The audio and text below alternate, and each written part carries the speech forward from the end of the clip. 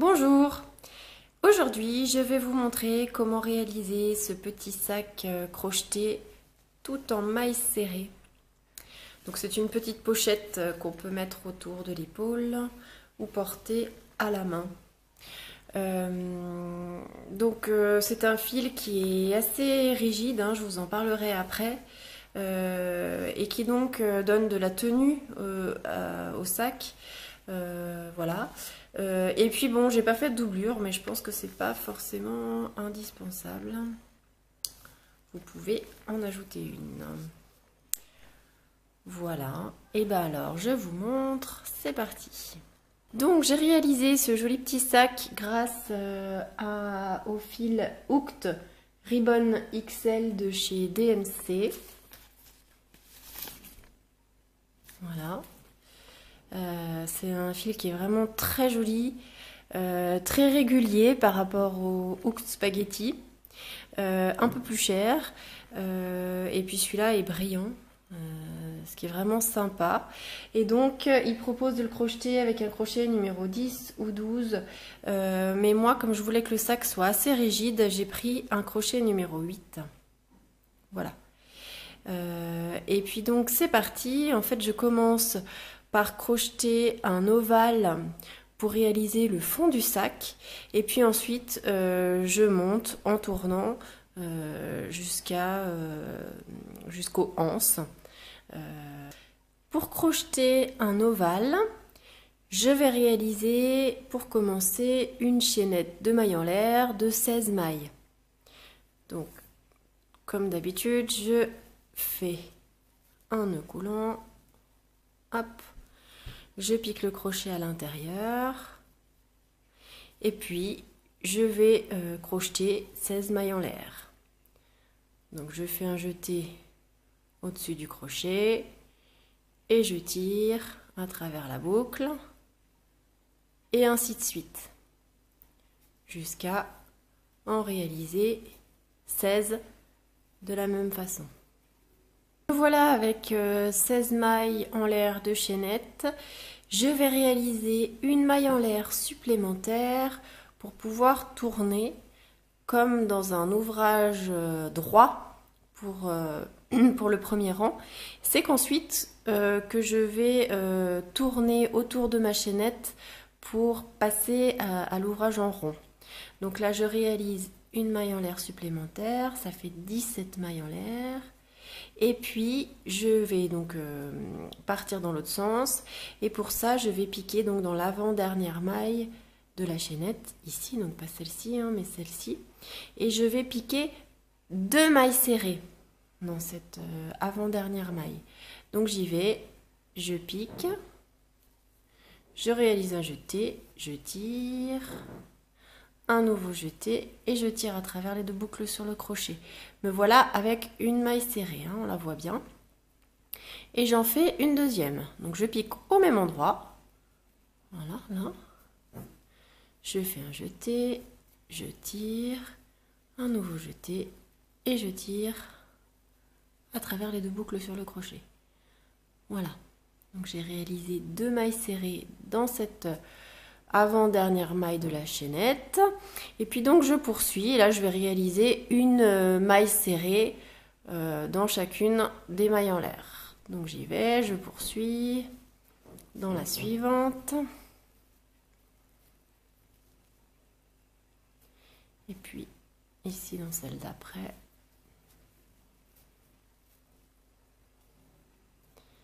etc. Voilà, donc j'arrive au bout de ma chaînette, et donc dans la toute dernière maille, c'est-à-dire la première que j'ai crochetée pour réaliser la chaînette, dans celle-ci, je vais crocheter 4 mailles serrées. Donc c'est parti, j'y vais. 1,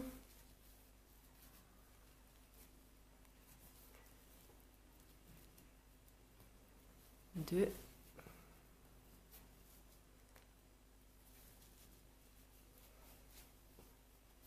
3. J'essaye de cacher un peu le nœud coulant de départ par la même occasion. Et 4. Voilà ce que ça donne. Et puis voilà, c'est à ce niveau-là que je vais poursuivre en tournant en rond. Donc je vais continuer autour de ma chaînette de l'autre côté en fait, hein. Et donc je vais réaliser une maille serrée dans chacune des mailles en l'air de la chaînette, mais de l'autre côté. Donc c'est parti. Donc on voit bien là la maille serrée, enfin la maille en l'air suivante. Donc je pique dedans et je fais une maille serrée. La suivante est ici. Pareil. Voilà. Jusqu'à avoir réalisé tout le tour. Là, j'arrive en fin de tour. Et donc, j'ai piqué une maille serrée dans l'avant-dernière maille en l'air. Et donc, il me reste la dernière ici. Rappelez-vous, dans cette dernière ou première maille, j'avais déjà piqué 2 mailles serrées. Donc, je vais en piquer de nouveau 2. Ça m'en fera 4, exactement comme de l'autre côté. Donc, j'y vais. Je pique une maille serrée. Et une deuxième. Et puis je vais fermer ce tour d'une maille coulée dans voilà la première, la toute première maille serrée que j'ai réalisée en fait dans l'espace laissé par la maille en l'air de départ et la maille serrée. Donc je pique, je fais un jeté et je tire pour fermer, pour faire une maille coulée. Voilà ce que ça donne pour commencer. Donc, je vais poursuivre de la même façon pour augmenter un petit peu l'ovale, pour l'élargir un petit peu. Et donc, pour ça, je vais à chaque fois faire des augmentations en bout de chaînette, hein, de chaque côté. Mais par contre, le long de la chaînette, voilà, je crochetterai à chaque fois une maille dans une maille, hein, sans doubler. Voilà. Donc c'est parti, on continue, je vous montre. Donc je crochette une maille en l'air pour me mettre à hauteur des mailles serrées. Et puis, donc dans les 2 mailles suivantes, je vais doubler. Donc je vais faire 2 mailles dans la suivante, 2 mailles dans celle d'après. Ça va m'en faire 4. Donc j'en fais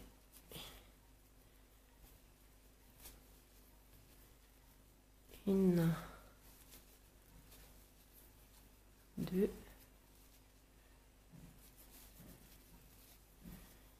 une, et toujours au même, je pique au même endroit, 1, 2. Voilà. Donc j'ai piqué 2 mailles dans la première, 2 mailles dans la deuxième. Voilà. J'ai oublié de préciser que donc au départ, le premier tour équivaut à 36 mailles. Donc là, voilà, j'en rajoute 2 et 2. Et puis, je poursuis le long de ma chaînette et je réalise une maille serrée dans chaque maille. J'arrive de l'autre côté, à l'autre bout, et je fais pareil. Donc, dans les 4 mailles que j'ai réalisées tout au bout, là, je vais piquer dans chacune de ces 4 mailles 2 mailles serrées. Donc, je les double toutes, ce qui va en faire 8 en fait, hein. Donc, j'y vais, je double.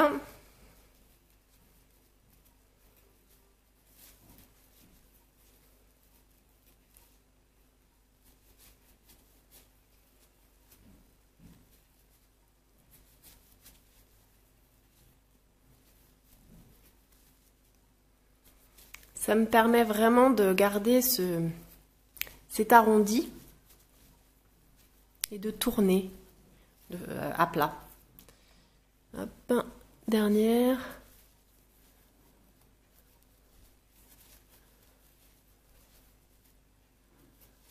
Voilà, on voit bien ce que ça donne. Donc 2, 2, 2 et 2. Voilà. Je poursuis ensuite jusqu'au bout du tour en réalisant une maille serrée dans chaque maille. Donc en fin de tour, c'est pareil. Il me reste 2 mailles ici à doubler, puisque souvenez-vous, au début du tour, j'avais réalisé une maille en l'air, puis j'avais déjà doublé les deux premières mailles. Hein, et donc, je vais doubler les 2 dernières. Donc j'y vais, hop, 1, 2. Et là, 1, 2. On voit bien ici que j'ai pas précisé, mais je crochette pas la maille coulée. Hein. Elle est là, et donc je la crochette pas. Donc je vais simplement fermer en piquant dans la toute première maille serrée du tour. Hop, une maille coulée. Et voilà. Donc j'ai bien 8 mailles ici, 8 mailles de l'autre côté. Donc ça rajoute 8 mailles au total. Donc je suis à 44 mailles de tour. Donc après avoir fait 2 tours d'augmentation, je poursuis en faisant 12 tours sans augmenter. Donc, c'est-à-dire en réalisant une maille serrée dans chaque maille serrée du tour précédent. Voilà. Sauf que pour réaliser ce joli point tressé, je vais alterner les mailles serrées piquées dans le brin arrière de la maille, c'est-à-dire ici, là, là, et les mailles serrées piquées dans le cœur de la maille, c'est-à-dire des mailles serrées centrées. Alors là, il y en a 2, on les distingue pas très bien, mais en gros, je pique là, dans le V, formé par la maille serrée. Et derrière, c'est pareil, je ressors dans le V inversé. On le voit bien là. Je vais vous remontrer.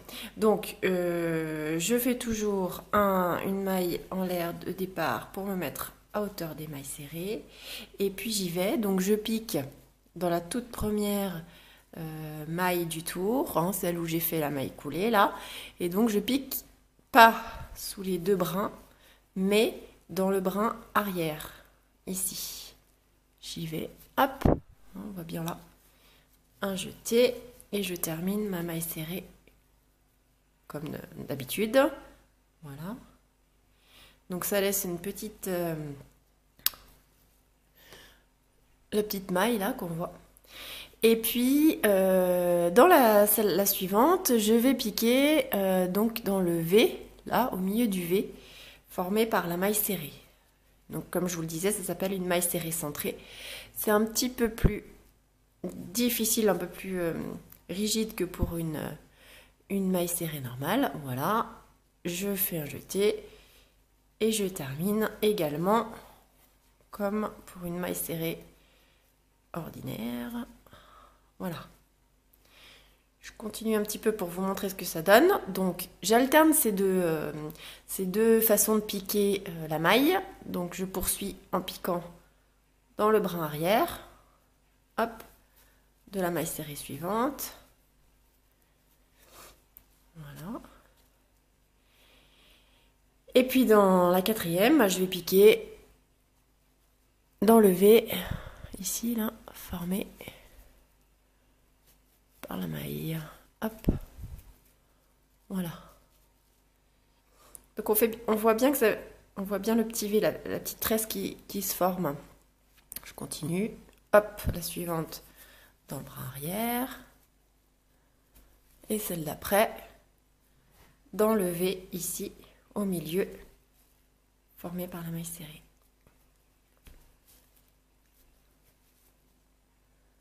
Voilà, je sors mon fil, on voit bien là, au milieu. Et je continue comme ça tout au long du tour. Et puis donc je ferme mon tour d'une maille coulée comme pour les autres tours, pour les tours précédents et les tours suivants. Voilà, et donc dans les 11 tours suivants, je vais réaliser toutes les mailles arrière dans les mailles arrière du tour précédent et les mailles centrées dans les mailles centrées du tour précédent.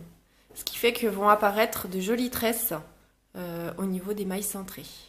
Voilà, donc on se retrouve après 11 tours et puis je vous montrerai comment réaliser les espaces pour passer la lanière. Allez, c'est parti. Donc nous voilà après 12 tours réalisés. Donc la pochette est quasiment terminée. Il va falloir faire un tour supplémentaire pour former des passants pour installer la lanière, on va dire, hein, la anse. Donc pour ça, donc je commence toujours par mon tour par une maille en l'air. Et puis je vais faire une deuxième maille en l'air. Hop. Et puis je vais passer la première maille pour être directement crochetée dans la deuxième. Voilà, toujours des mailles serrées centrées ou arrière. Voilà. Et donc, ça laisse un espace pour passer la lanière.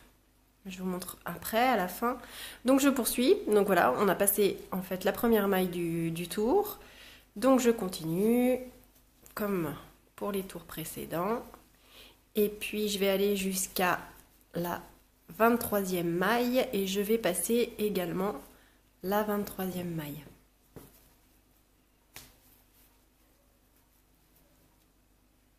Voilà, donc j'arrive de l'autre côté du sac et donc voici la 23e maille du tour. Donc c'est une maille piquée dans le brin arrière. Je la passe en réalisant une maille en l'air et puis en venant piquer directement dans la maille suivante qui est une maille centrée. Voilà, et puis donc ça nous laisse un petit espace pour passer la lanière, voilà. Et puis je termine le tour comme pour les tours précédents. Et en réalisant une maille coulée pour fermer dans les deux mailles en l'air que j'ai faites au début. Voilà, donc je termine. Hop. Voilà les deux mailles en l'air que j'ai réalisées au début du tour. Et je vais simplement piquer dedans, dans l'espace, et puis faire une maille coulée. Voilà. Donc cet espace et l'espace d'en face vont servir à passer la lanière. Voilà. Alors, pour terminer... je vais faire encore un dernier tour pour que ce soit bien solide et que la lanière elle tienne bien. Donc je vais réaliser encore un tour mais tout simple avec toujours ces mailles là, donc comme les tours précédents, et en faisant une maille coulée dans l'espace. Enfin, pas une maille coulée, une maille serrée, pardon, dans l'espace laissé pour la lanière. Donc, je vous montre pour la première. Donc, toujours au début de tour, je fais une maille en l'air. Et puis ensuite, je vais simplement piquer, pof, carrément dans l'espace, une maille serrée, voilà. Et puis, je poursuis normalement. Et puis, je vais faire pareil de l'autre côté, hein. Je vais piquer une maille serrée dans l'espace laissé pour la lanière. Voilà. Donc au final, on aura 14 tours de mailles serrées.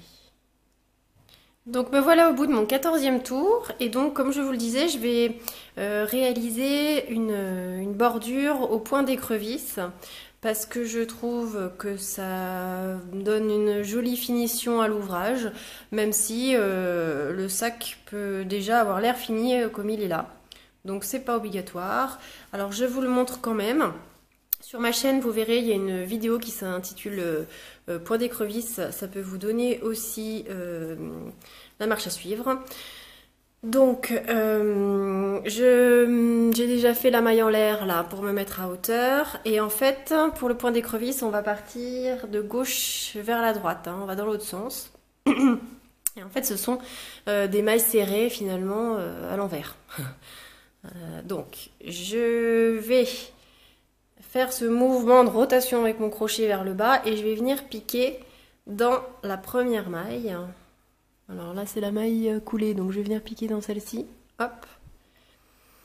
Et puis je fais un jeté, donc le crochet derrière, je fais un jeté, c'est-à-dire que je vais venir tirer mon fil, hop, un nouveau jeté et puis je tire à travers les deux mailles sur le crochet. Voilà, on voit là un point d'écrevisse.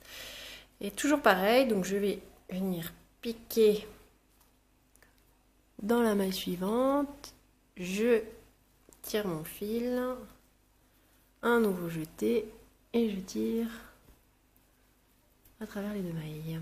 Donc, comme le fil est un peu épais, c'est un petit peu plus difficile, mais ça se fait. Donc je vous remontre, hop, je tire le fil, un jeté et je repasse à travers les deux mailles. Voilà, donc on voit bien là le point d'écrevisse qui se forme. Voilà, donc je vais aller au bout du tour et puis pour fermer je vais réaliser une maille coulée. Donc pour terminer, j'ai acheté une lanière en simili-cuir marron d'environ 70 cm de long et elle fait un petit peu plus de 2 cm de large.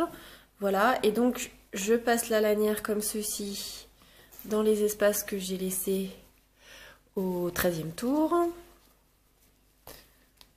Voilà, je prends un petit peu de marge, voilà, puisque je vais maintenant utiliser des rivets. Je vais vous montrer. Voilà, donc il s'agit d'un petit clou qui s'emboîte voilà, dans cet autre petit clou derrière. Voilà. Afin de fixer la lanière. Voilà, donc il m'en faut 4, hein, 2 et 2 pour mettre de chaque côté. Voilà, je vous fais pas la démonstration, donc il faut, dans la boîte il y a tout, et puis voilà, c'est une petite boîte comme ça, là, avec le mode d'emploi derrière. Il vous faudra simplement un marteau, voilà, pour les fixer. Et puis, il va falloir aussi rajouter un petit bouton, bon, une fermeture, hein, une fermeture éclair si vous voulez. Et donc pour ça, j'ai acheté un petit bouton pression aimanté, voilà, qu'on fixe simplement, voilà, avec ça, de chaque côté. Voilà, pour la lanière, c'est une idée de lanière, mais vous pouvez bien sûr utiliser une lanière en tissu, genre sangle, ou il y a plein d'autres lanières qui sont toutes faites et que vous pouvez également fixer. Bon là c'est vrai que les espaces ont été crochetés dans le sac pour pouvoir installer ce type de lanière, mais voilà, c'est un peu à vous de voir. Et puis pareil pour la longueur, hein, j'ai choisi un petit sac qu'on peut mettre autour du bras, mais pas très long. Mais à vous de voir ce que vous préférez. Voilà, et ben on se retrouve une fois que j'ai fixé tout ça, je vous montre. Et voilà mon sac terminé. Donc j'ai mis les rivets. Hop. Voilà. Et puis le petit bouton pression cuivré. Hop. Et voilà, fin prêt pour être utilisé rapidement. Voilà, donc si vous avez aimé mon tuto, n'hésitez pas à liker, à vous abonner à ma chaîne. Et puis si vous avez des questions, n'hésitez pas à les poser dans les commentaires. Merci, à bientôt!